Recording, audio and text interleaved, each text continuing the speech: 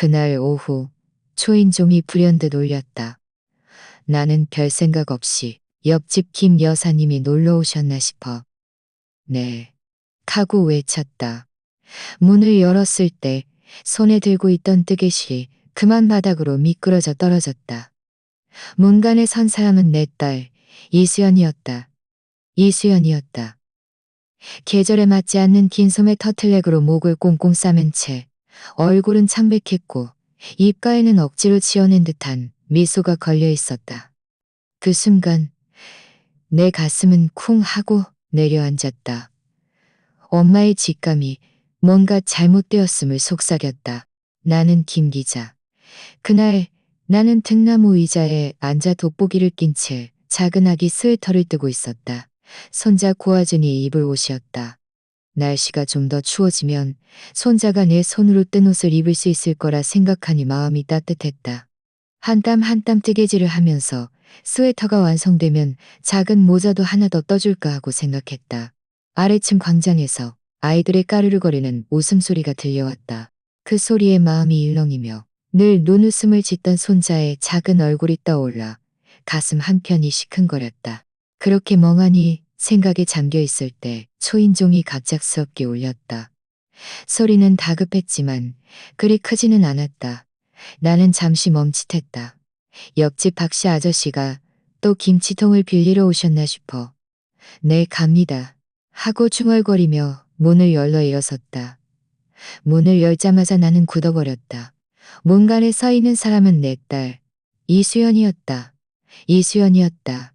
낡은 천 가방 하나를 들고 얼굴에 희미한 미소를 띠고 있었지만 그 미소는 어딘가 어색하고 지쳐고 있었지만 수연은 나지막이 엄마 저 왔어요 하고 말했다.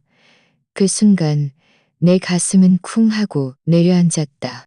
나는 얼른 수연을 안으로 잡아 끌고 가방을 받아대며 무심하게 물었다. 너 혼자 왔니? 하준이는? 수연의 눈동자가 한순간 흔들리더니 내 시선을 피하며 작게 말했다. 영진 씨는 갑자기 부산으로 출장 가서요. 하준이는 그쪽에서 어린이집 가고 있고요. 엄마랑 며칠 같이 있고 싶어서 왔어요.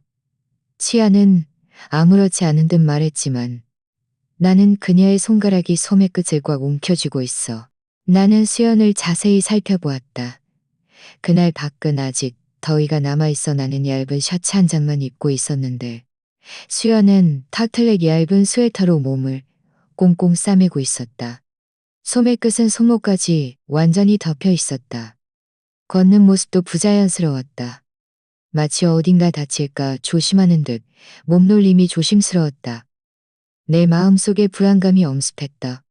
엄마의 직감이 무언가 잘못되었음을 알려주었다. 나는 수연을 소파에 앉히고 따뜻한 차 한 잔을 건넸다. 수연은 깨지기 쉬운 물건을 다루듯 조심스럽게 두 손으로 찻잔을 받쳐드는 모습이 안쓰러웠다. 차를 한 모금 마신 후 입가에 희미한 미소를 띄었다. 엄마가 타준 국화차 정말 오랜만에 마셔봐요. 나는 고개를 끄덕이며 아무렇지 않은 척 말했다. 그러게 네가 집에 안 온 지 꽤 됐지. 목구멍까지 차오른 말을 억지로 참았다. 더 이상 묻지 않았다. 수연이 샤워하러 간 사이 나는 그 천 가방을 정리했다. 가방 안에는 몇 벌에 갈아입을 옷이 가지런히 접혀 있을 뿐 별다른 물건은 없었다. 옷을 옷장에 넣으려던 참에 옅은 회색 티셔츠 한 장이 툭 떨어졌다. 몸을 숙여 주우려는데 손가락이 닿는 순간 불현듯 가슴이 철렁했다. 옷감이 마치 무언가에 젖었다 마른 것처럼 뻣뻣했다. 조심스럽게 펼쳐보니 견갑골 부근에 어두운 갈색 얼룩이 있었다. 가장자리는 흐릿하고 색깔은 섬유 속으로 깊이 스며들어 있었다. 그것은 더러운 얼룩이나 염료가 아니었다. 빗자국이었다. 바로 그때 욕실에서 작게 으읍 하는 신음소리가 들려왔다. 마치 무언가에 부딪힌 듯한 소리였다. 내 심장이 덜컥 내려앉았다. 나는 서둘러 옷을 다시 접어 가방에 넣고 아무것도 발견하지 못한 척했다. 하지만 손이 너무 떨려 짚어도 제대로 올리기 힘들었다.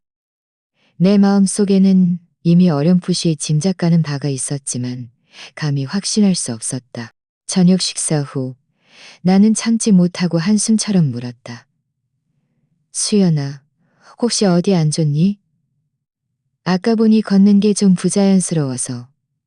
수연의 손이 멈칫하더니 젓가락이 식탁에 떨어질 뻔했다. 그녀는 억지로 미소를 지었지만 목소리는 떨렸다. 아니에요. 엄마. 제가 문에 부딪혔어요. 별거 아니에요. 나는 그녀를 뚫어져라 보았다. 내 마음속은 경랑처럼 휘몰아쳤다. 도대체 어떤 문에 부딪혀야 저렇게 될까? 수연은 시선을 피하며 고개를 숙이고 밥그릇 속 밥알을 억지로 헤집었다. 끝내 고개를 들지 않았다. 그 순간 나는 그녀가 거짓말을 하고 있음을 분명히 알 수 있었다. 하지만 그녀의 입술은 창백했고 손가락은 힘주어 떨리고 있었다. 결국 나는 더 이상 다그치지 못했다. 밤이 깊어 수연이 샤워를 마치고 나왔을 때 나는 그녀의 목덜미에서 작은 멍 자국을 보았다. 수연이 방에 들어가 쉬는 사이 나는 조용히 문을 열었다. 수연은 등을 돌린 채 옷을 의자에 걸고 있었다. 희미한 전등 불빛 아래 그녀의 등에는 여기저기 멍 자국이 가득했다. 어떤 것은 이미 딱지가 앉아 있었고 어떤 것은 아직 선명한 핏멍울을 띠고 있었다. 내 눈이 시큰해지며 문틀을 잡은 손이 거의 힘을 잃었다. 수이 거의 힘을 잃었다. 수연아, 나는 나지막이 불렀다. 그녀는 나지막이 불렀다. 고개를 돌렸을 때 이미 눈물이 왈칵 쏟아져 있었다. 억지로 미소를 썼다. 소리는 극도로 낮게 눌렸지만 지난 세월의 모든 서러움을 쏟아내려는 듯했다. 그녀의 어깨는 심하게 떨렸다. 나는 팔을 뻗어 그녀를 꼭 안았다. 마치 머리 따은 어린 소녀 시절로 돌아간 듯했다. 하지만 내 마음은 이미 뼛속까지 차가워져 있었다. 그 순간 나는 내 딸이 그동안 얼마나 힘들게 지냈는지 알 수 있었다. 그날 밤 나는 거의 눈을 붙이지 못했다. 딸은 울다 지쳐 내 방 침대에서 잠들어 있었다. 숨소리는 끊어질 듯 이어졌고 눈가에는 아직 눈물 흔적이 남아 있었다. 나는 딸에게 이불을 잘 덮어주고 조용히 방문을 닫았다. 거실로 돌아오니 집안은 소름 끼칠 정도로 고요했다. 격식의 초침 소리가 똑딱거리는 것이 마치 내 심장을 두드리는 것 같았다. 창밖 가로등 불빛이 새어 들어와 바닥이 길고 외로운 그림자를 드리웠다. 나는 홀로 소파에 앉아 두 손을 모은 채 눈을 감았다. 눈앞에는 딸의 등에 선명하게 박혔던 멍자국이 아른거렸다. 내 심장은 칼로 베이는 듯 아팠지만 분노 외에 더 깊은 무력감이 밀려왔다. 전화를 걸어야 한다는 것을 알았지만 나는 오랫동안 망설였다. 누구에게 전화를 걸어야 할까? 시어머니 박옥란에게 걸어야 할까? 나는 휴대폰 화면을 응시했다. 익숙한 번호 위에서 손가락이 멈칫거렸다. 마음속은 이리저리 흔들렸다. 만약 정말 영진 씨가 그랬다면 그의 어머니는 아들 편을 들지 않을까? 오히려 수연을 탓하지 않을까? 아니면 그녀 역시 공범일까? 자정까지 망설이다가 결국 나는 통화 버튼을 눌렀다. 전화는 3번 울린 후 연결되었다. 여보세요? 이 늦은 시간에 무슨 일이에요? 박옥란의 목소리였다. 차갑고 담담했지만 그 안에는 의심할 여지 없는 위압감이 실려 있었다. 나는 숨을 들이쉬고 목구멍의 떨림을 억누르며 천천히 입을 열었다. 옥란 씨, 저 기자예요. 전화 저편은 잠시 침묵하더니 이내 콧소리가 들려왔다. 마치 건성으로 대답하는 듯했다. 어머, 기자 씨였네요. 이 늦은 시간에 무슨 일로? 나는 이를 악물고 최대한 목소리를 평온하게 유지하려 했었다. 수연이가 오늘 갑자기 친정에 왔는데 제가 보니 몸에 상처가 있더군요. 도대체 무슨 일인지 묻고 싶어서요. 수화기 너머는 다시 3초간 침묵했다. 그 3초는 마치 거대한 돌덩이가 내 가슴을 짓누르는 것 같았다. 이어서 차가운 비웃음이 들려왔다. 제가 때렸어요. 다곰난의 어조는 너무나 당연하다는 듯했다. 규칙을 모르고 버릇없이 굴고 말을 안 듣기에 제가 대신 교육 좀 시켰는데 뭐가 문제라도 돼요. 내 머릿속이 윙하고 울렸다. 손에 든 휴대폰을 놓칠 뻔했다. 당신 뭐라고 했어요? 당신 뭐라고 했어요? 당신 뭐라고 했어요? 내 목소리는 심하게 떨렸다. 제가 때렸다고요? 그녀는 다시 한번 반복했다. 어조는 아까보다 더 단호했다. 걔는 우리 것이 집안 며느리예요. 며느리 것이 집안 며느리예요. 나는 입을 벌렸지만 아무 말도 할 수 없었다. 가슴속 불길이 나를 질식시킬 것 같았지만 목구멍은 누군가에게 쥐어짜인 듯했다. 한참 만에 겨우 한 글자를 내뱉었다. 알겠어요. 알겠어요. 나는 변명하지도 따지지도 않았다. 그저 전화를 끊었다. 그저 전화를 끊는 순간 내 손가락은 얼음장처럼 차가웠다. 내 손가락은 얼음장처럼 차가웠다. 마치 내 손이 아닌 듯했다. 휴대폰 화면이 꺼지자 거실은 다시 어둠에 잠겼다. 마음속 분노가 파도처럼 이어왔지만 나는 애써 억눌렀다. 아무리 큰 불이라도 상대를 태워버릴 수는 없었다. 전화로 그와 다툰다면 그가 나를 더 깔보고 수연을 더 고립시킬 뿐 무슨 소용이 있겠는가? 나는 어둠 속에 나를 감추고 스스로를 진정시키려 했었다. 그날 밤 나는 그렇게 소파에 앉아 눈을 뜬 채 성밖의 하늘이 검은색에서 회색으로 변할 때까지 있었다. 날이 밝아왔지만 나는 10년 전 수연의 결혼식 날 풍경을 또렷이 기억한다. 그 결혼식은 화려하고 성대하게 치러졌다. 영진 씨는 경원에서 소문난 젊은 의사로 멋진 양복을 차려입고 얼굴 가득 미소를 띠고 있었다. 어르신들을 만날 때마다 한마디 한마디 달콤하고 정겹게 불렀다. 그때 나는 마음속으로 꽃이 피는 듯 기뻤다. 평생 힘들게 살아온 내가 마침내 딸을 믿음직한 사람에게 맡겼다고 생각했다. 결혼식에서 박옥란 여사는 새빨간 한복을 입고 곱게 화장한 단아한 미소를 짓고 있었다. 그녀는 상석에 앉아 있었는데 그녀의 눈빛은 칼날처럼 예리했다. 나를 바라볼 때의 시선은 옅었지만 어딘가 높이 있었다. 나는 그녀가 그때 친척들에게 저는 며느리를 고를 때 가장 중요하게 보는 것이 순종적이고 가정을 잘 돌보는 것입니다. 여자아이가 직업이 있든 없든 상관없어요. 가장 중요한 것은 현명하고 어른을 공경할 줄 아는 것이죠. 라고 말했던 것을 기억한다. 그때 나는 그 말을 듣고 고개를 끄덕이며 동의했다. 여자는 좋은 남자에게 시집가서 잘 사는 것이 가장 현실적이라고 생각했기 때문이다. 하지만 이제 와 생각해보니 그 말은 보이지 않는 족쇄와 같았다. 수연이 시집가는 그 순간부터 굳건히 그녀를 묶어버린 족쇄였다. 거실에 앉아있는 내 마음은 조금씩 차가워졌다. 박옥란의 말은 날카로운 가시처럼 내 심장을 찔렀다. 규칙을 모르기에 내가 대신 가르친다. 이 말은 나를 완전히 분노하게 만들었다. 그녀의 눈에 수연은 동료하게 만들었다. 그저 곧이 집안의 부속품일 뿐이었다. 내 딸을 마치 하인처럼 때리고 꾸짖고 가르치면서도 당당했다. 내가 내 손으로 딸을 감옥에 밀어넣은 줄은 누가 알았으랴. 이 감옥은 새로 만들어진 것이 아니라 이른바 가풍과 규칙으로 지어진 것이었다. 감옥 문 앞에는 박옥란이 냉정하게 서서 지켜보고 있었고 감옥 안에서 수연은 조금씩 웃음을 잃고 자아를 잃어갔다. 여기까지 생각하니 더 이상 눈물을 참을 수 없었다. 눈물이 뚝뚝 떨어졌다. 나는 천장을 올려다보며 중얼거렸다. 내가 틀렸어. 내가 널 망쳤어. 나는 자주 생각했다. 만약 10년 전 내가 좀 더 명확하게 볼 수 있었다면 어쩌면 오늘 밤 이렇게 어둠 속에 앉아 딸의 울음소리를 들으며 심장이 바늘로 꿰뚫리는 듯한 고통을 느끼지 않았을 텐데. 10년 전 일은 아직도 생생하게 기억한다.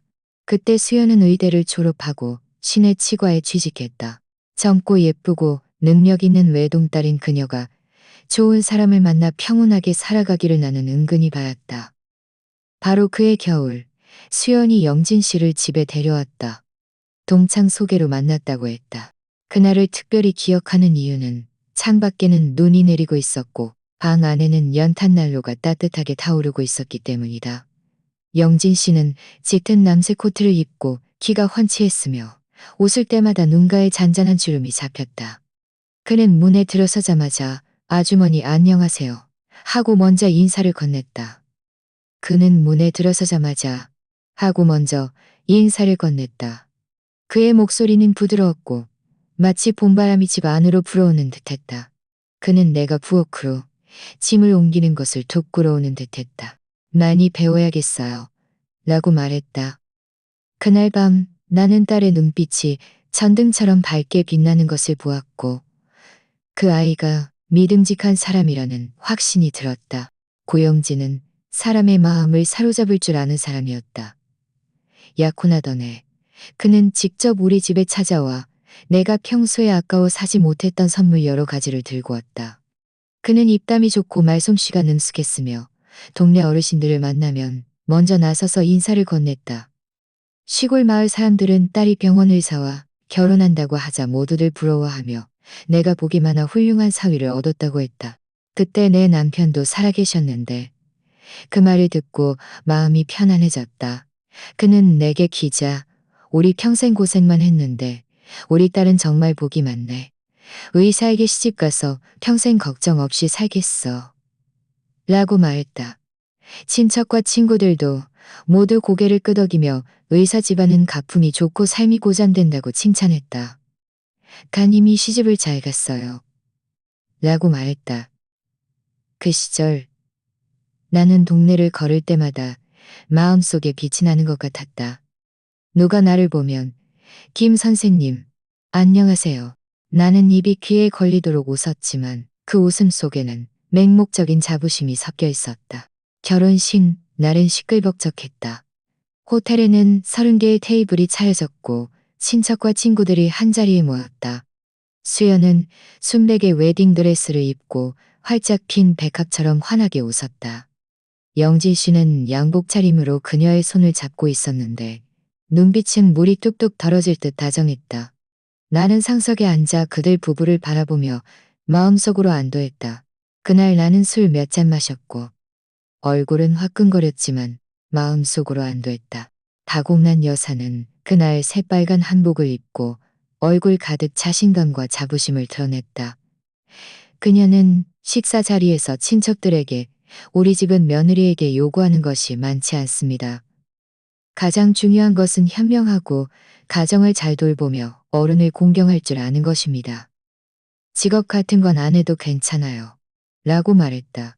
그때 나는 고개를 끄덕이며 동의했고 심지어 이런 가풍을 중시하는 집에 딸이 시집가는 집에 딸이 시집가는 집에 딸이 시집딸이 시집가는 집에 딸이 시집딸이 시집가는 다만 그때의 나는 경사스러운 분위기에 취해 말 속에 숨겨진 무서움을 전혀 알아채지 못했다.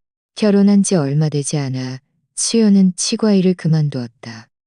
영진 씨는 치과에서 버는 돈으로는 보모 한 명도 못 쓴다며 차라리 집에 있으면서 아이를 키우고 집안일을 잘 돌보면 된다고 했다.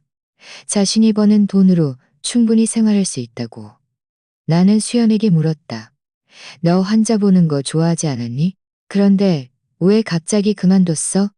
수연은 웃으며 엄마, 영진 씨가 제가 집에 있는 걸 더 안심한대요. 그녀는 그렇게 말했지만 눈빛에는 한순간 망설임이 스쳤다. 다만 그때 나는 깊이 생각하지 않았고 오히려 사위가 사려 깊다고 여겼다. 내 시대에는 여자가 집에서 남편과 아이를 돌보는 것이 지극히 당연한 일이었기 때문이다. 하지만 점차 나는 뭔가 잘못되었음을 깨달았다. 수연은 전화로 매일 영진 씨에게 위치를 보내고 일정을 보고해야 한다고 말했다.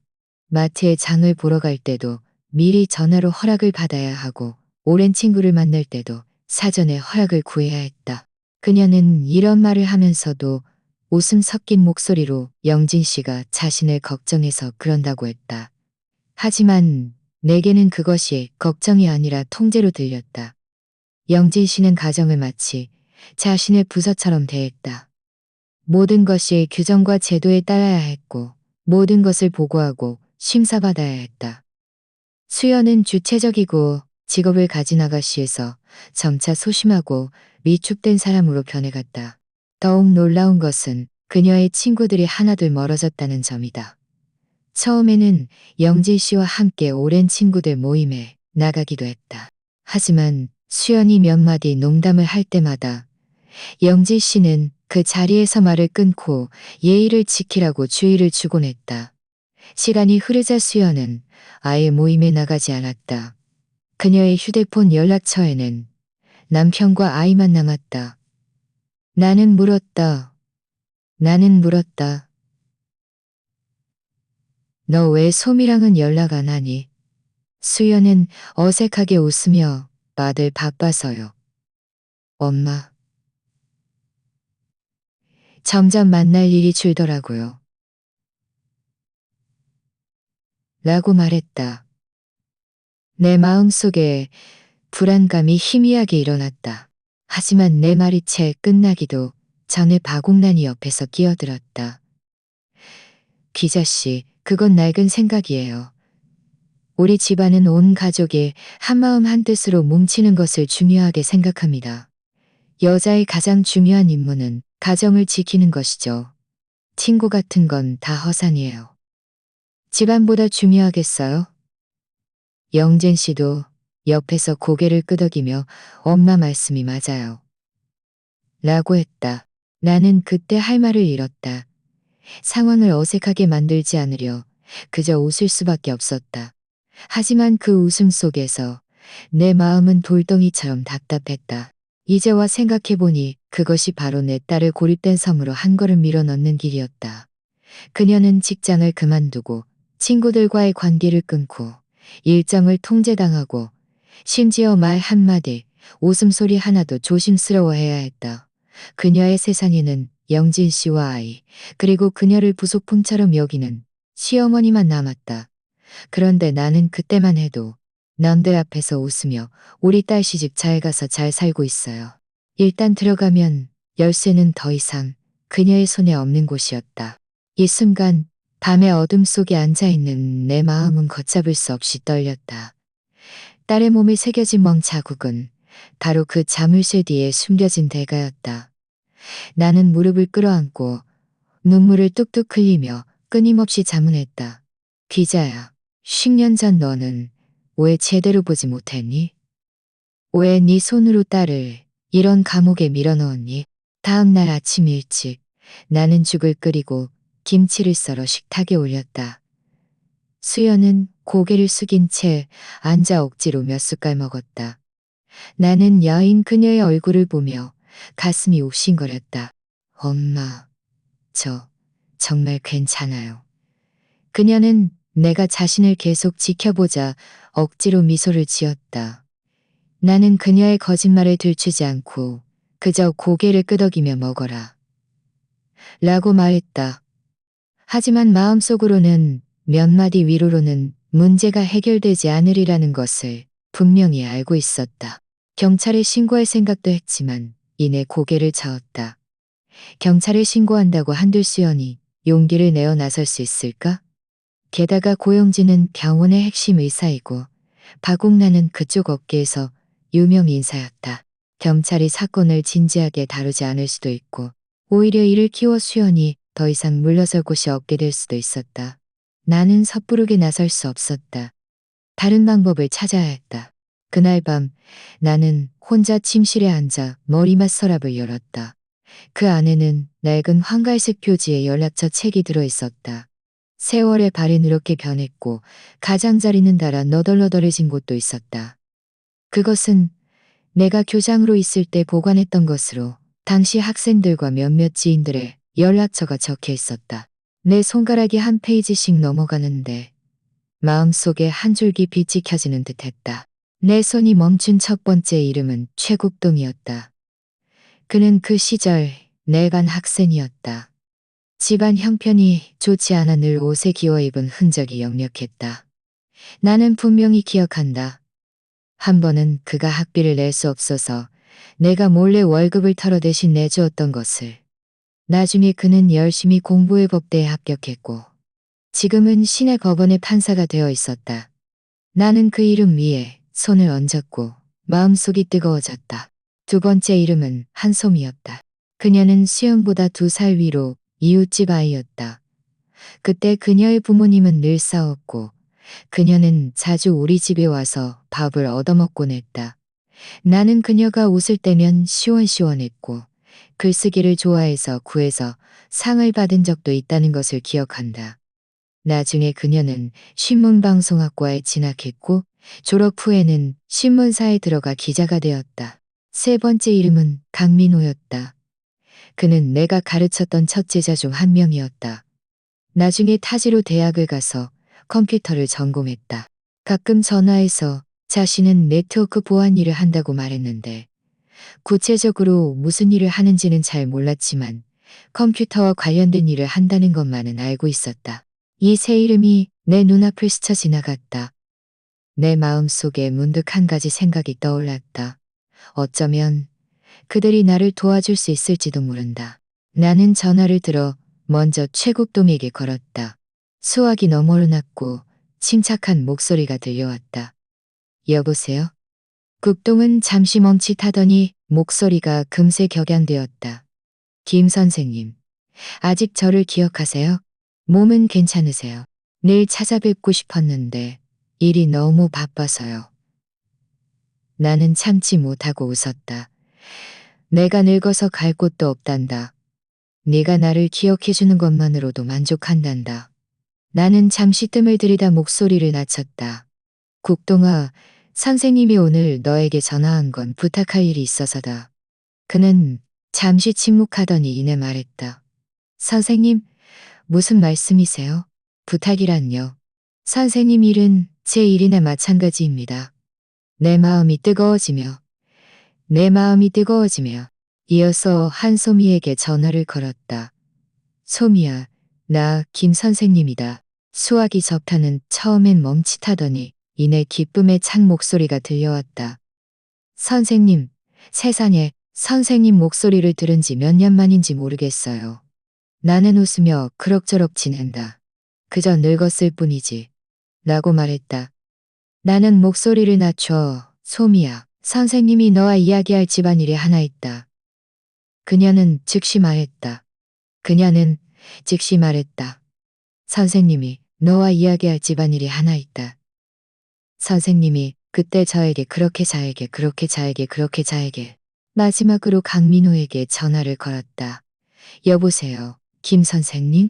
수화기 너머 목소리는 내 기억 속의 앳된 모습보다 몇 배나 더 무게감이 실려 있었다. 아직 저를 기억하세요. 나는 참지 못하고 그럼 기억하지. 라고 말했다. 그는 다급하게 말했다. 선생님, 그때 선생님이 학비를 내주시지 않았더라면 제가 어떻게 고등학교를 졸업할 수 있었겠어요. 저는 늘 선생님께 은혜를 갚아야 한다고 생각했습니다. 걱정 마세요. 무슨 일이든 말씀만 하세요. 세 통의 전화를 마치자 내 마음속에 오랫동안 억눌려 있던 검은 안개가 마침내 조금 거치는 듯했다. 우리는 시내 남쪽의 오래된 찻집에서 만나기로 했다. 찻집은 나무로 지어졌는데 문을 열자 공기 중에 은은한 차 향이 감돌았다. 창가 자리에는 세 사람이 앉아 있었다. 최국동은 양복을 입고 안경을 쓴 채 진중한 표정이었고 한소미는 다주얼한 차림에 캐주얼한 초장한 머리를 하고 날카로운 눈빛을 띠고 있었다. 강민호는 체크무늬 셔츠를 입고 노트북 가방을 메고 있었으며 손에는 따뜻한 잔을 메고 있었으며 나는 자리에 앉아 그들을 둘러보았다. 한동안 침묵이 흘렀다. 한밤중에 친정에 돌아왔을 때 온몸의 상처, 박옥란이 전화로 직접 내가 때렸다고 인정한 말, 그리고 딸이 엉엉 울던 그 울음소리가 칼처럼 내 심장을 찔렀다. 내 이야기가 떨렸다. 여기까지 말하자 내 목소리는 떨렸고 눈물은 걷잡을 수 없이 흘러내렸다. 찻집은 고요했고 찬물에서 피어오르렸고 찬물에서 피어오르는 김만 모여있고 선생님, 걱정 마세요. 최국동이 먼저 입을 열었다. 그의 목소리는 침착하고 무게감이 있었다. 법적으로 할 수 있는 부분은 제가 최선을 다하겠습니다. 하지만 한 가지 주의할 점은 모든 증거가 진실하고 완전해야 합니다. 그렇지 않으면 법정에서 힘을 발휘하기 어렵습니다. 제가 조언은 해드릴 수 있지만 제 신분상 직접 개입할 수는 없습니다. 우리는 정당한 절차를 밟아야 합니다. 한소미도 고개를 끄덕였다. 그녀의 눈빛은 날카로웠다. 저는 사회적인 관점에서 접근할 수 있습니다. 많은 가정폭력 피해자들이 감히 말하지 못하지만 일단 여론의 관심이 집중되면 그 누구도 모른 척할 수 없을 겁니다. 선생님, 제가 먼저 시범적인 보도를 통해 서서히 여론을 조성해 나갈게요. 강민호도 입을 열었다. 선생님, 저는 고영진 씨의 배경을 조사할 수 있습니다. 병원 의사들은 평소에도 이런저런 흔적을 남기기 마련이고 온라인상의 동향도 제가 수집하는데 도움을 드릴 수 있습니다. 세 사람의 말이 끝나자 내 마음속에 오랫동안 잊고 지냈던 힘이 솟아올랐다. 나는 눈물을 닦으며 고개를 끄덕였다. 그럼 너희들에게 신세 좀 지겠구나. 최국동은 진지하게 말했다. 선생님, 신세라니요. 그때 선생님이 안 계셨더라면 저는 오늘날 대학도 못 나왔을 겁니다. 지금 선생님께서 저희를 필요로 하시니 저희가 당연히 나서야죠. 한소미도 내 손을 꽉 잡았다. 선생님께서 저에게 따뜻함을 주셨으니 이제 저희가 보답할 차례입니다. 강민호 역시 단호하게 말했다. 선생님 일은 곧 제 일입니다. 나는 그들을 올려다보았다. 내 마음이 무언가에 의해 밝혀지는 듯했다. 그 아이들은 그때 내 교탁 아래 앉아 있던 학생들. 이제는 내가 의지할 수 있는 든든한 버팀목이 되어주었다. 며칠을 망설이다 나는 직접 그 집을 찾아가기로 결심했다. 마음이 약해진 것이 아니라 박옥란이라는 사람은 정면으로 맞서지 않으면 나를 우습게 볼 것이라는 것을 알았기 때문이다. 나가기 전 나는 일부러 거울 앞에서 내 모습을 비춰보았다. 70세의 얼굴에는 주름이 가득했고 머리는 하얗게 새었다. 나는 넓고 평범한 산 위로 갈아입 봉투를 들었다. 마치 사과하러 온 늙은 할머니처럼다. 그들이 내가 고개를 숙이고 잘못을 인정하러 왔다고 생각하게 해야 한다. 그래야만 그들이 경계를 풀고 가장 추악한 진실을 털어놓을 것이다. 곧이 집안 문을 두드렸을 때 고영진이 문을 열었다. 그는 나를 보고 잠시 멈칫하더니 이내 예의상 어머니 어쩐 일이세요? 하고 인사했다. 목소리는 평온했고 놀라움이라고는 찾아볼 수 없었다. 나는 과일 봉투를 건네며 웃는 얼굴로 말했다. 별일은 아니고 너희를 보러 왔단다. 며칠 전 수연이가 친정에 다녀가서 작은 마찰이 있었던 것 같아. 시어머니 된 내가 와서 사과하는 게 맞지.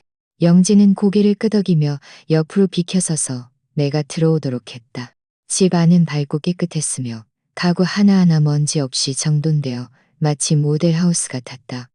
하지만 나는 속으로 알고 있었다.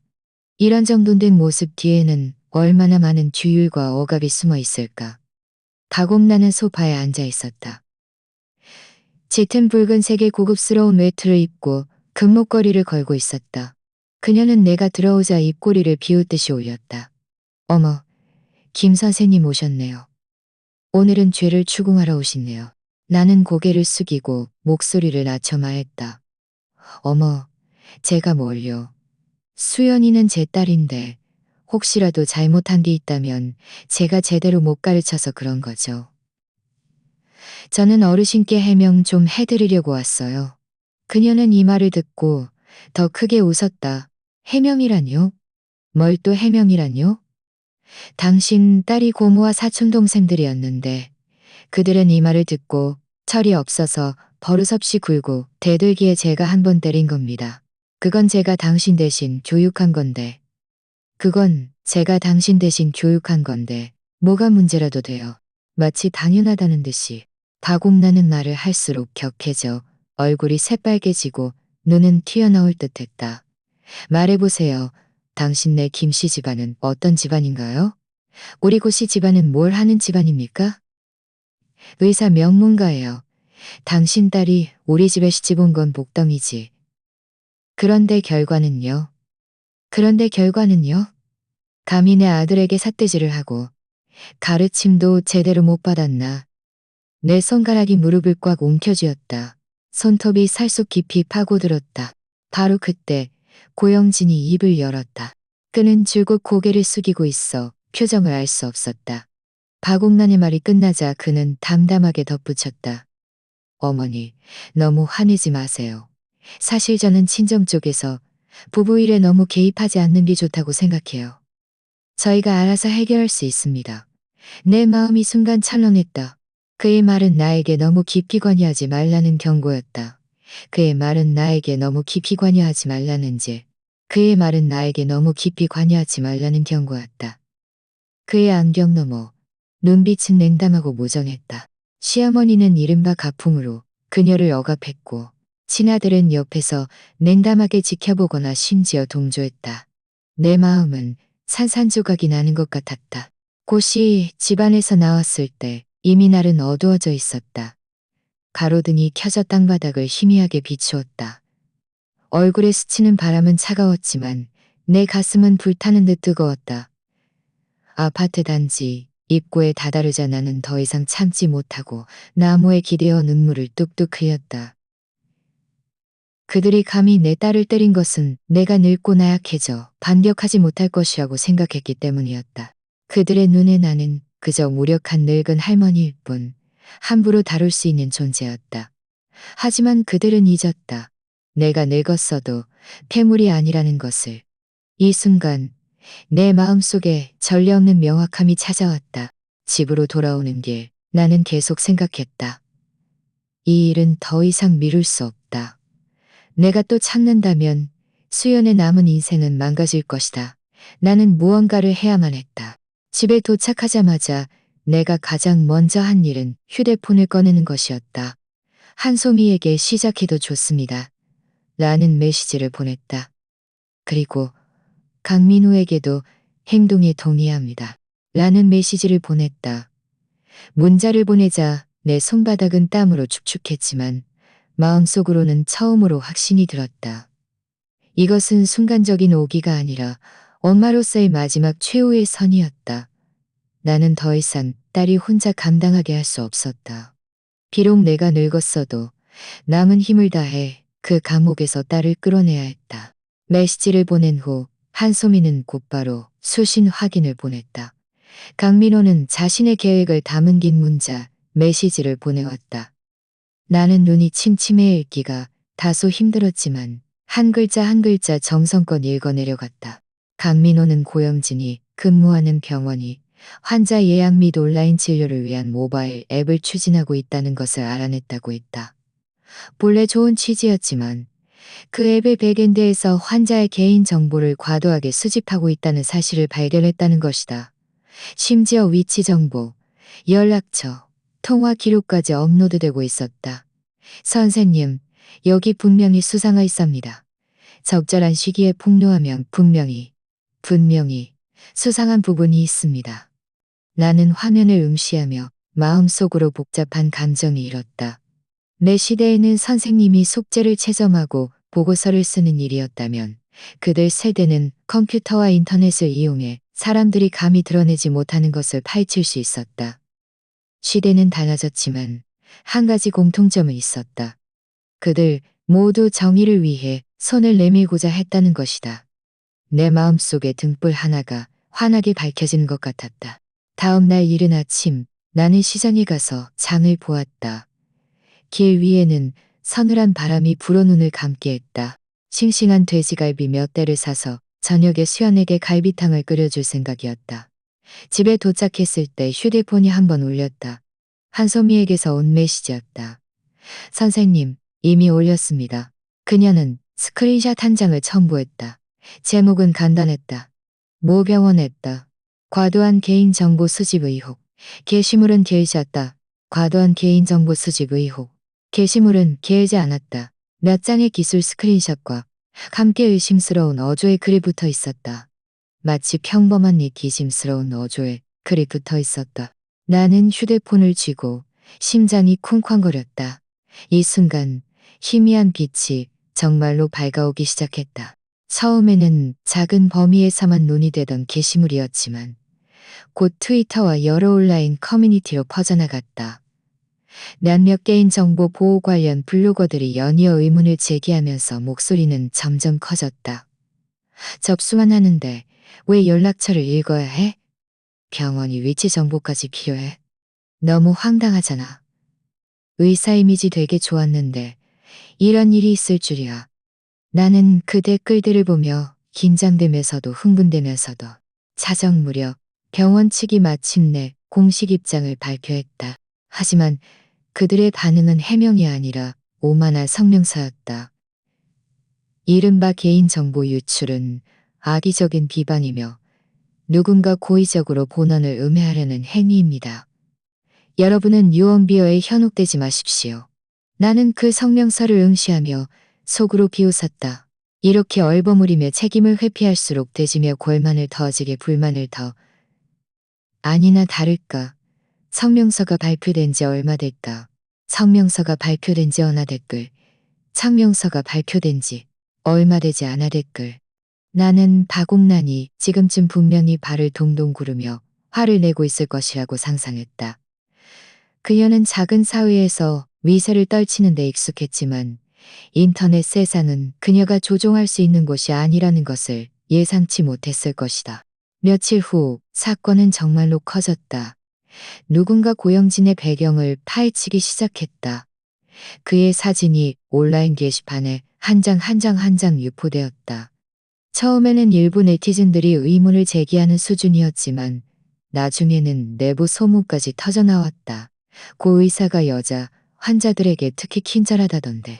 내 친구의 친구도 그한테 카톡 친구 추가당하고 한밤중에 안부 인사 자주 받았대. 이 사람 트위터 실검도 다 돈 주고 산 거 아니야? 너무 가짜 같아. 메시지 하나하나가 눈덩이처럼 불어났다. 나는 휴대폰을 쥐고 손바닥에 땀이 흥건했다. 이것이 내가 처음 의도했던 반은 아니었다. 나는 그저 진실이 드러날 통로를 만들고 싶었을 뿐이었다. 하지만 온라인상의 사람들은 언제나 더 잔인하게 파헤치기 마련이다. 밤이 깊어나는 부엌에 앉아 갈비탕을 끓였다. 냄비 안에서 갈비가 보글보글 끓어오르고 뜨거운 김이 얼굴로 뿜어져 나오며 진한 향기를 풍겼다. 나는 국자로 거품을 조금씩 걷어냈다. 동작은 느렸지만 침착했다. 거실 불은 켜져 있었고 수연은 소파에 앉아 텔레비전을 보고 있었지만 눈빛은 공허했다. 그녀는 닫아들었지만 손은 아직 이전을 보고 있었지만 눈빛은 공허했다. 그녀는 닫아들었지만 그녀는 다가기러기는 꺼내지 않았고 그저 가끔 휴대폰을 내려다보며 말없이 한숨을 내려다보며 말없이 한숨을 따. 나는 나지막이 말했다. 괜찮아. 엄마가 있잖아. 그녀는 고개를 들어 나를 바라보았다. 눈빛에는 의문과 함께 희미한 희망이 섞여 있었다. 나는 더 이상 말하지 않고 조용히 그녀 옆에 앉았다. 창밖에서는 바람 소리가 휘몰아쳤다. 마치 폭풍이 몰려오고 있음을 알리는 듯했지만 이 순간 내 마음은 흔들림 없이 굳건했다. 하늘이 무너져도 나는 이 가정을 지켜낼 것이다. 초인종이 울리는 소리에 내 심장이 쿵하고 내려앉았다. 문을 열어보니 문간에 서 있는 이는 다름 아닌 박옥란이었다. 그녀는 화려한 외투를 입고 목에는 여전히 금목걸이를 걸고 있었지만 얼굴은 냄비 바닥처럼 시커멓게 굳어 있었다. 김 기자, 그녀는 문 밖에서부터 성난 목소리로 소리쳤다. 네 딸이 벌인 짓이지? 온라인에 떠도는 그 만화 이야기들 다 네 딸이 퍼뜨린 거지? 그녀의 목소리는 날카롭고 귀에 거슬렸으며 칼날처럼 내 귓속을 파고들었다. 내 뒤에서 수연이 침실에서 고개를 내밀었다. 얼굴은 창백했고 몸은 미세하게 떨리고 있었다. 그녀는 무의식적으로 두 걸음 뒤로 물러섰다. 마치 본능적으로 피하려는 듯이. 나는 가슴이 저며오는 것을 느꼈지만 이 순간 약해져서는 안 된다는 것을 알았다. 나는 침착한 척 앞으로 나서며 말했다. 일단 앉으세요. 할 얘기가 있으면 천천히 하세요. 앉으라고? 그녀는 비웃듯이 말했다. 네 딸이 우리 집안 망신을 시켰는데 내가 앉을 수나 있겠니? 나는 이미 계획이 있었다. 그녀가 오기 전에 나는 아랫집 김 여사님을 조용히 불러 차를 마시게 했다. 김 여사님은 소문난 수다쟁이였지만 눈썰미가 좋아 모든 것을 꿰뚫어보는 사람이었다. 그녀는 지금 식탁 옆에 앉아 고개를 숙이고 느긋하게 차를 마시고 있었다. 마치 아무것도 듣지 못하는 것처럼. 나는 일부러 그녀 앞에서 상냥한 표정을 지으며 박옥란에게 물 한 잔을 건넸다. 옥란 씨, 아직 상황이 제대로 밝혀지지도 않았는데 어떻게 수연이라고 단정 지으세요? 애가 내 말이 채 끝나기도 전에 박옥란은 찻상을 콱 내리쳤다. 잔말 말고. 네 딸 아니면 누가 이렇게 많은 년, 누가 이렇게 많은 걸 알겠어. 그녀는 말을 할수록 격해져 얼굴이 새빨개지고 눈은 튀어나올 듯 했다. 나는 그 모습을 보며 속으로 냉소를 흘렸다. 아이고, 수연아. 빨리 나와서 시어머니께 잘 설명해 드려야지. 수연은 떨리네 와서 시연은 떨리는 걸음으로 나와 옷자락을 꽉 움켜쥐고 떨리는 목소리로 말했다. 엄마, 저, 저는 안, 저는 안, 저, 저는 안. 그녀가 말을 채 끝내기도 전에 박옥란은 벌떡 일어나 그녀의 코앞에 손가락질하며 소리쳤다. 이 여우 같은 계집애. 네가 뭔데? 내 아들 체면이 아니었대. 가정교육도 제대로 못 받고 버릇없이 굴고 뒤에서 칼을 꽂아. 너는 내 아들 망신만 시키는 거야. 네 엄마가 널 제대로 못 가르치니 내가 대신 가르치는 거라고. 그녀의 목소리와 어조는 점점 더 악랄해졌다. 아랫집 김 여사님마저 고개를 들고 눈에 놀라움을 비쳤다. 나는 옆에 조용히 앉아 손에 쥔 휴대폰의 녹음 버튼을 이미 눌러두었다. 박옥란은 거침없이 욕설을 퍼부었고 침은 찻상 위로 튀었다. 수연은 옆에 서서 눈물을 뚝뚝 흘리고 있었다. 어깨는 심하게 떨렸지만 한마디도 반박하지 못했다. 내 마음은 칼로 베이는 듯 아팠지만 나는 여전히 참으며 그녀를 말리지 않았다. 왜냐하면 이 순간 추악한 모습이 드러날수록 진실이 더 명확하게 드러날 것을 알았기 때문이다. 욕설이 마침내 멈췄을 때 집안은 섬뜩할 정도로 고요했다. 나는 천천히 일어서서 담담하게 말했다. 옥란 씨, 그만하세요. 그녀는 또 한마디 소리치려 했지만 내 시선에 멈칫했다. 나는 그저 그녀의 눈을 응시했다. 목소리는 높지 않았지만 극도로 차가웠다. 방금 하신 말씀 제가 다 기억해 두었습니다. 그녀는 순간 굳어지며 얼굴이 창백해졌다. 나는 휴대폰을 들어 올렸다. 화면에는 녹음 중인 인터페이스가 선명하게 보였다. 그녀는 갑자기 달려들어 빼앗으려 했지만 나는 몸을 뒤로 빼피했다. 아랫집 김 여사님도 즉시 일어나 그녀 앞을 막아섰다. 박 여사님, 이게 무슨 짓이세요? 제가 다 봤습니다. 박옥란은 그 자리에 굳어선 채 온몸을 부들부들 떨었다. 입술이 파르르 떨렸지만 아무 말도 할 수 없었다. 그 순간 나는 내가 이겼다는 것을 없었다. 다음 날 녹음 파일은 내 이름이 아닌 익명의 계정으로 온라인에 올라왔다. 내용의 시작에는 박옥란의 목소리가 선명하게 들렸다. 이 여우 같은 계집애. 네가 우리 아들 망신을 시켰어. 녹음 파일이 공개되자 온라인은 즉시 폭발했다. 이게 진짜 가정폭력 아니냐? 시어머니가 직접 때렸다니. 남편이 때리는 것보다 더 무섭잖아. 무슨 의사 명문가야. 다 썩은 진흙판이네. 댓글들이 파도처럼 밀려와 화면을 뒤덮었다. 누군가는 이렇게 썼다. 누군가는 이렇게 썼다. 마음속은 5만 가지 감정으로 뒤섞였다. 분노, 가슴 아픔, 그리고 약간의 해방감. 소식이 퍼진 후 고씨 집안은 완전히 난장판이 되었다. 병원에서는 고 의사의 가품이 좋지 않다고 수군거리는 소리가 들리기 시작했다. 이웃들도 박 여사님이 평생을 화려하게 살아왔는데 알고 보니 이런 사람이었다며 쑥덕거렸다. 고영진은 집을 나설 때마다 얼굴이 잿빛이었고 누구의 인사도 받지 않았다. 박옥란은 더욱 완전히 무너졌다. 그녀는 원래 체면과 명성을 가장 중요하게 여겼는데 어디를 가든 사람들이 뒤에서 손가락질하는 것 같았다. 얼마 지나지 않아 그녀는 병이 났다. 의사는 우울증에 심장병까지 겹쳐 장기 요양이 필요하다고 했다. 결국 그녀는 요양원으로 보내졌다. 그녀를 무너뜨린 것은 내가 아니었고 내 딸도 아니었다. 그녀를 무너뜨린 것은 봉건 사회의 태우가 되고자 했던 바로 그 여자 박옥란 자신이었다.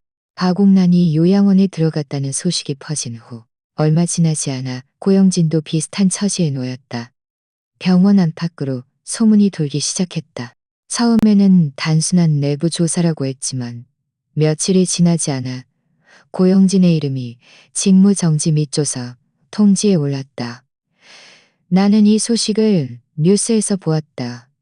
그 순간 나는 오이를 깎고 있었는데 칼이 멈칫하며 손을 베일 뻔했다. 엄마? 혹시 가짜 뉴스 아니에요?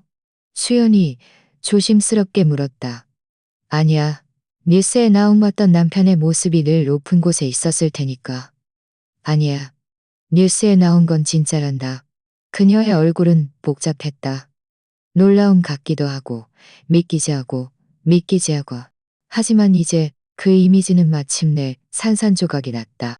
병원 내부에서는 몇 차례 회의가 열렸다고 한다. 고영진은 문제와 자신은 무관하며 기술 부서의 책임이라고 변명하려 했었다. 하지만 고위층들은 누구도 그의 책임을 대신 짊어지려 하지 않았다. 누가 서명했고 누가 책임질 것인가. 이 말은 칼처럼 그의 얼굴에 날아들었다. 그 후로 그의 삶은 하루하루 더 힘들어졌다. 병원 고위층들은 그를 외면하기 시작했고 평소 명절마다 찾아와 한때 그의 앞날이 창창하다며 칭찬했던 사람들도 이제는 인사조차 건네기 귀찮아했다. 나는 그가 회의실에서 테이블을 치며 눈물을 붉히며 당신들이 나한테 이럴 순 없어 라고 소리쳤다는 이야기를 들었다. 하지만 그에게 돌아온 것은 침묵뿐이었다. 나는 그 장면을 상상하며 말로 표현할 수 없는 감정을 느꼈다. 때로는 인과응보가 늦게 찾아오더라도 결코 오지 않는 법은 없었다. 어느 날 내가 부엌에서 채소를 씻고 있는데 휴대폰이 울렸다. 열어보니 한소미에게서 올 링크였다. 고 의사, 환자 가족 10명에게 고소당해. 링크를 클릭하자 한 중년 여성의 인터뷰 기사가 나왔다. 그녀는 자신이 고영진의 환자였는데 치료 기간 동안 그가 걱정한다는 명목으로 카톡 친구를 추가하고 애매모호한 메시지를 보내거나 심지어 한밤중에 전화까지 걸었다고 했다. 그녀는 두려워서 감히 나서지 못하고 참기만 했는데 이제 분위기가 심상치 않자 용기를 내어 털어놓았다는 것이었다. 나는 미시였다. 나는 기사를 다 읽고 손에 든 채소 잎을 다 읽고 손에 든 채소 잎을 손에 든 채소. 그의 명성은 이미 완전히 무너졌습니다. 나는 천천히 한숨을 내쉬었다. 마음속이 무겁게 가라앉았다. 언론의 취재가 잇따랐다. 텔레비전을 켜면 뉴스에서 그의 모습을 볼 수 있었다. 더 이상 흰 가운을 입은 온화하고 우아한 의사가 아니었다. 고개를 숙이고 카메라를 피하는 남자였다. 그의 눈은 핏발이 서 있었고 턱에는 수염이 거뭇하게 돋아나 있었으며 옷차림도 더 이상 단정하지 않았다. 그는 기자들의 질문을 회피하며 횡설수설 거의 온전한 말을 하지 못했다. 하지만 그럼에도 불구하고 그는 수연을 놓아주지 않았다. 전화가 연이어 걸려왔고 목소리는 점점 더 광포해졌다. 네가 그런 거지? 네가 날 망칠 수 있을 거라 생각하지 마. 감히 다른 사람한테 함부로 한마디라도 하면 네가 아이도 못 만나게 할 거야. 네가 아직 내 아내라는 거 잊지 마. 전화가 걸려올 때마다 수연은 얼굴이 창백해지고 손바닥에 땀이 흥건해지며 두려움에 떨었다. 그녀는 휴대폰을 탁자 위에 놓고 몸을 웅크렸다. 엄마, 저 무서워요. 그녀는 흐느껴 말했다. 나는 너무나 가슴이 아파 팔을 뻗어 그녀를 안고 등을 가볍게 토닥였다. 두려워하지 마. 엄마가 있잖아. 엄마가 더 이상 그 사람이 널 해치지 못하게 할 거야. 하지만 나는 말만으로는 부족하다는 것을 알았다. 그래서 나는 녹음을 시작했다. 그가 위협적인 말을 할 때마다 녹음 버튼을 눌렀다. 수연은 처음에는 들킬까봐 불안해했지만 나는 괜찮아. 엄마는 침착하게 할 수 있어. 며칠 후 나는 온전한 녹음 파일을 모았다. 그 안에는 그의 악랄한 위협적인 목소리, 폭력적인 욕설이 담겨 있어 듣는 사람의 마음을 서늘하게 만들었다. 나는 이것들을 정리하여 직접 최국동에게 전달했다. 우리는 법원 옆 작은 찻집에서 만났다. 최국동은 USB를 건네받아 한참을 침묵하더니 고개를 들어 나를 보았다. 국동은 USB를 건네받아 한참을 침묵하더니 고개를 들어 나를 보았다. 선생님, 이 정도면 충분합니다. 제가 즉시 접근 금지 가처분 신청을 해서 그가 수연 씨에게 접근하지 못하게 하처분 신청을 해서 선생님, 이건 제가 마땅히 해야 할 일입니다. 집으로 돌아와 나는 소파에 앉아 창밖의 밤 풍경을 바라보았다. 멀리서 네온 사인이 깜빡이는 것이 나치 폭풍이 아직 끝나지 않았음을 일깨워주는 듯했다. 하지만 내 마음속에는 조금이나마 안정이 찾아왔다. 이 길을 걸어오면서 나는 너무 많은 낸데와 너무 많은 낸데와 너무 많은 낸데와 너무 많은 모진말을 들었지만 이제 마침내 내게는 패가 있었고 딸을 보호할 무기가 생겼다. 나는 수연의 손을 만지며 나지막이 말했다. 아가, 두려워했다. 눈가가 붉게 물든 채 고개를 끄덕였다. 발걸음이 느리고 손이 떨릴지라도 나는 가장 앞에 서서 내 딸을 위해 결코 물러서지 않을 것이다. 엄마, 저 이혼하고 싶어요. 나는 숨을 들이켰다. 이 한마디를 얼마나 오랫동안 기다렸던가. 눈물이 순식간에 왈칵 쏟아졌지만 나는 애써 억눌렀다. 혹시라도 딸을 놀라게 할까봐 그저 조용히 손을 내밀어 그녀의 손을 잡았다. 아가, 마침 내 말할 용기가 생긴 거니? 그녀는 고개를 끄덕였다. 눈물이 뚝뚝 떨어졌고 어깨는 심하게 떨렸다. 엄마, 저 정말 더 이상은 못 참겠어요. 그 사람이 너무 무서워서 밤에 꿈에서도 놀랄게요. 저 더 이상 이렇게 살고 싶지 않아요. 나는 그녀의 등을 한 번 한 번 토닥였다. 마음속이 너무나 아파서 목이 메었다. 엄마가 함께할게. 네가 말만 하면 끝까지 함께할 거야. 다음 날 아침 일찍 나는 수연과 함께 최국동 판사를 찾아갔다. 찻집에서 최국동은 수연의 이야기를 다 듣고는 아무런 망설임 없이 고개를 끄덕였다. 좋습니다. 제가 동행하겠습니다. 오늘 바로 법원에 가시죠. 수연은 손가락이 하얗게 변하도록 옷자락을 움켜쥐고 떨리는 목소리로 말했다. 저 그 사람이 무서워요. 그 사람이 난리 칠까봐 무서워요. 최국동은 그녀를 안심시켰다. 두려워 마세요.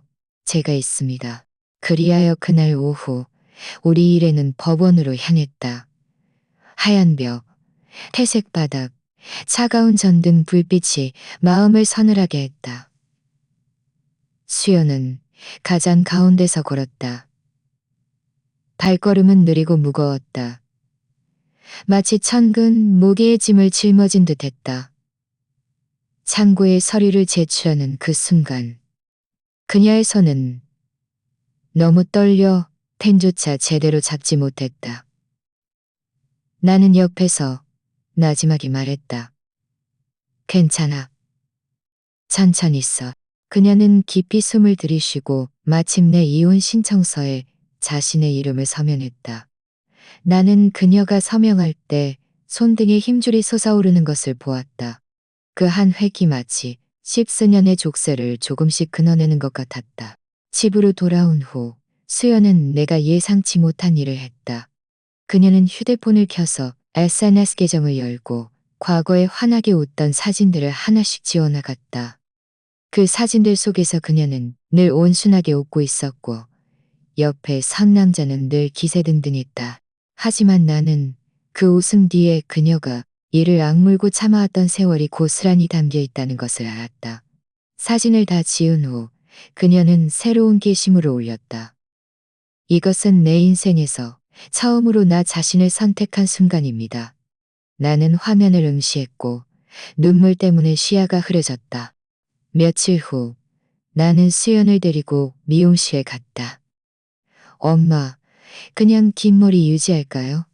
그녀가 망설이며 말했다. 나는 고개를 저었다. 아니야. 모습을 바꿔야 마음도 바꿀 수 있단다. 결국 그녀는 깔끔하고 단정한 단발머리를 선택했다. 가위가 싹둑싹둑 내려갈 때 그녀는 거울 속 자신의 모습을 한동안 멍하니 바라보았다. 그 얼굴은 여전히 그녀였지만 눈빛에는 가벼운 기운이 더해져 있었다. 나는 웃으며 말했다. 봐라, 얼마나 시원하고 보기 좋니. 우리는 함께 새 옷 몇 벌을 사러 갔다.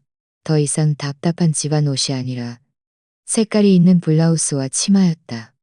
길을 걸을 때 그녀는 다소 조심스러워했지만 그래도 어깨를 펴고 걸었다. 집으로 돌아와 나는 낡은 컴퓨터를 꺼냈다.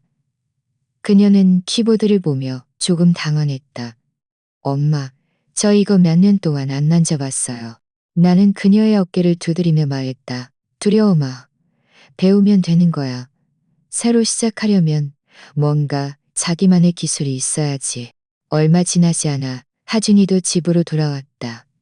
그날 하준이는 문을 열고 들어서자마자 내 품으로 달려들어 앙증맞은 목소리로 할머니 하고 외쳤다. 나는 그를 안았고 눈물이 왈칵 쏟아졌다.